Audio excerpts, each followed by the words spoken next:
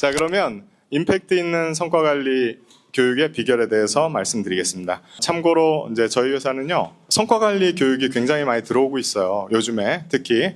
근데 그 이유는 뭘까요? 결국은 성과입니다. 굉장히 어렵잖아요, 기업들이. 어려운 경영 환경에 있기 때문에 성과가 나기도 어렵고, 그럼 결국은 성과다. 퍼포먼스를 내야 된다. 그래서 성과 관리 코칭 역량이 갈수록 중요하다. 누구의? 리더분들의. 그러니까 리더가 우리 구성원들을 성과 관리도 잘하고 그 다음에 코칭을 잘해야 되겠죠. 그러면 성과는 누가 냅니까? 구성원들이 내는 거잖아요. 결국은 리더들의 성과 관리 코칭 역량이 중요하다. 그래서 리더는 상식 코칭과 피드백을 잘할 수 있는 성과 관리 코칭 역량이 필요하고요. 그러면 성과 관리를 강의하는 교수는, 강사는 어떤 역량이 필요할까요? 당연히 리더들을 도울 수 있는 역량이 필요합니다. 그러려면 성과 관리에 대해서 정확히 이해를 하고 있어야 되고, 자, 무엇보다 성과 관리에 대한 강의를 하는 교수진들은 많습니다. 뭐 플랜 투 씨, 그거 누가 모를까요? 그죠? 자, 하지만 실제로 성과 관리 교육을 하다 보면 리더분들이 굉장히 현실적인 질문들을 합니다. 자, 예를 들면 승진 대상자가 있는데 그러면 평가를 잘 줘야 될까요? 어떻게 해야 될까요?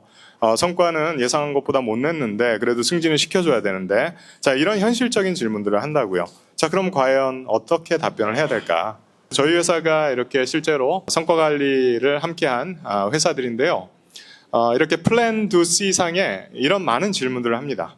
제가 실제로 보여드릴게요. K사 같은 경우에는 저희의 성과 관리 교육의 특징은 Q&A 기반으로 합니다. 그러니까 기본적인 마중물 강의는 하지만 Q&A 시간을 많이 가져가거든요. 그래서 이 회사 같은 경우에도 항상 사전 설문을 해요. 리더분들 대상으로. 과연 뭐가 어렵냐? 교육 담당자가 가장 많이 나온 질문들을 통계를 내서 저희한테 주셨어요.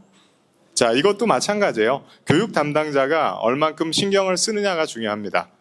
손뼉도 마주쳐야 소리가 난다. 교육 효과라는 게 제가 참 아쉬운 게, 교육을 하다 보면 어떤 교육 담당자분은 그냥 만족도 잘 나오게 해주세요. 아무것도 관여하는 게 없어요. 그러니까 왜 교육 담당자를 하는지도 모르겠고, 자, 하지만 정말 잘하는 교육 담당자분들은 기획을 같이 합니다. 아까 얘기하셨잖아요. 저희 회사의 장점이 기획을 같이 한다. 왜 이 교육을 하려고 하는지, 그러면 어떻게 이걸 기획해야지 효과를 높일 수 있는지를 플랜 단계부터 같이 고민을 해야 됩니다. 그런 게 될 수 있는 교담이 저희는 너무 좋아요. 저희 입장에서는 번거롭기도 하거든요. 근데 사실은 그렇게 해야만 교육의 효과가 높아지고 실제로 참여한 분들이 어렵게 시간을 냈는데 실질적인 도움이 되고, 자, 그리고 만족도도 훨씬 더 잘 나오게 돼 있습니다. 자, 그리고 여기는 S사입니다. S사 같은 경우에도 평가 관련해서 평가 시즌이 돼서 강의를 진행했고, 이런 사전 질문을 토대로 다 설명을 드렸습니다. 자, 그리고 K사는요, 저희랑 성과 관리를 플랜 투 C를 시즌에 맞춰서 다 진행을 하고 있고 4년째 진행을 하고 있습니다. 4년째 하면서 그러면 프로그램이 같아야 될까요? 달라야 될까요? 당연히 달라야 되겠죠. 아마 4년을 한 회사하고 하는 것도 굉장히 부담일 거예요. 그래서 저도 계속 고민을 하고, 저희 회사도. 그래서 올해는 뭐까지 했나? 종합 피드백을 작성하는데, 보통은 종합 피드백을 리더분들이 대충 적는 거 아시죠? 정말 몇 줄 적고요, 복사 붙여넣기로 피드백을 그렇게 씁니다. 아무런 도움이 되지 않아요.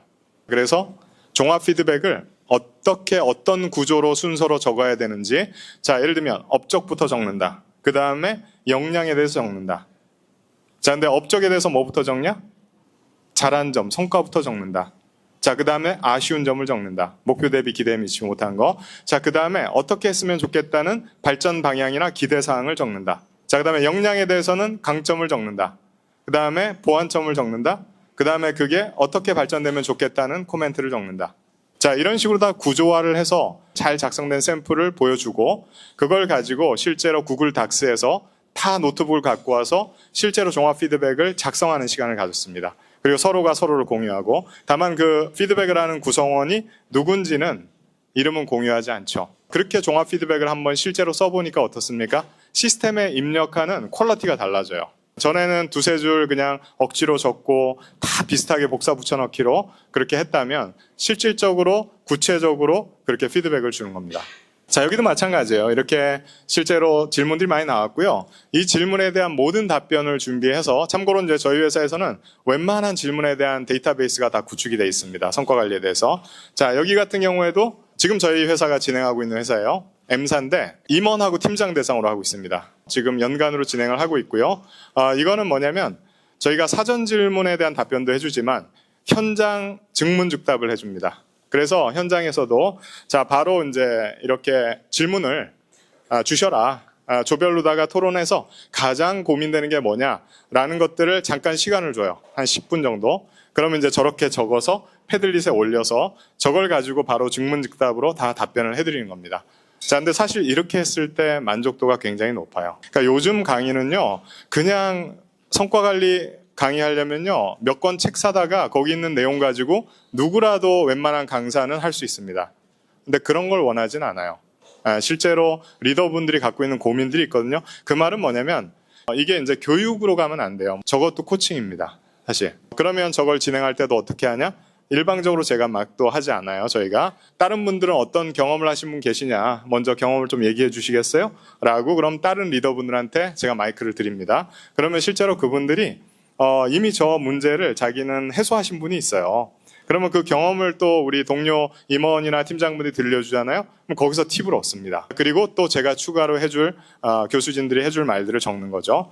그래서 저희 비즈니스 임팩트 교수님들이 이제 이런 식으로 진행을 하고 있습니다. 네, 이게 저희의 차별적인 특징이고요. 그래서 성공적인 성과관리 코칭을 하려면 교수의 역량이 이런 것들이 필요합니다. 첫 번째, 성과관리 제도에 대한 이해를 갖고 계셔야 돼요. 그러니까 상대평가는 뭐고, 절대평가는 뭐고, 업적평가는 뭐고, 역량평가는 뭐고, 그것들을 잘 이해를 하고 있어야 됩니다. 자, 그리고 이제 저희가 강의를 할 때 기본적으로 커스터마이징을 굉장히 많이 하는 회사입니다. 그 회사의 평가 제도를 다 이해를 하고, 그리고 시스템의 그 구조들, 그것들을 캡처해서 보내달라 그러고, 거기에 맞게끔 실습을 함으로써 실질적인 도움이 될 수 있는 과정을 진행을 하고요. 이런 개념이나 용어, 목표 수립 및 지표 설정 방법, 유형별 어떻게 피드백을 주고 코칭을 할지, 그 다음에 평가 방법에 대한 것들을 이해를 하고 있어야 가능하다라고 말씀드리고 싶고요.